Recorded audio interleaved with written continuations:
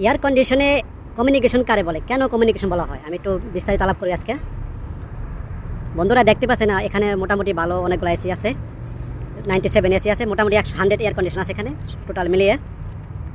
100 AC থেকে 14টা AC চলে না চলার কারণ হলো পিসিবি তারা রং কানেকশন করে জ্বালাই হেলেছে। কীভাবে জ্বালাইছে, এই যেখানে দেখতে পাচ্ছেন, এই যে L1 বা L বা N, এই যেখান থেকে তো সেটা মেন পাওয়ার লাগে বা ইনডোর জোন এখান থেকে পাওয়ার যায়। তো L1টা কি, L1 হলো কমিউনিকেশন। এই দেখতে পাচ্ছেন যে কমিউনিকেশন যে বলা হয়, এই যে দেখতে পাচ্ছেন যে ফটো ট্রানজিস্টর বা অপটোকাপেলা যাই বলেন, সেটা এটার মাধ্যমে ইনডোরে আউটডোর সাথে কথা হয়। এটার মাধ্যমে বুঝতে পারে যে এমসিইউ যে আছে, এমসিইউ সিগন্যাল বুঝতে পারে ইনডোর কী চায় বা আউটডোর কী বোঝাতে চায়। একটা দেখ কথা শুনে আর দেখ কথার জবাব দেয়। সেম ইনডোরও এরকম পিসিবিতে এরকম দুইটা ফটো ট্রানজিস্টর আছে, ঠিক আছে। তো যদি রং কানেকশন করে, এখানে যদি কেউ ভুলে যদি ফেস লাগাই দেয়, যেখানে 1 তলে হারা 6 মিলি তার লাগাইছে, এটা একটা রং কানেকশন। 6 মিলি তার হবে না, এখানে 2 মিলি 2.5 মিলি হলে যথেষ্ট কমিউনিকেশন হওয়ার জন্য। কারণ এটা 2-3 ভোল্ট বা 1 ভোল্ট 5 ভোল্ট এরকম ফ্লাকচুয়েট হয় ভোল্টেজ। এখানে মোটা তার লাগাইলে তো আপনার ভোল্টেজে খেয়ে ফেলবে, ঠিক আছে।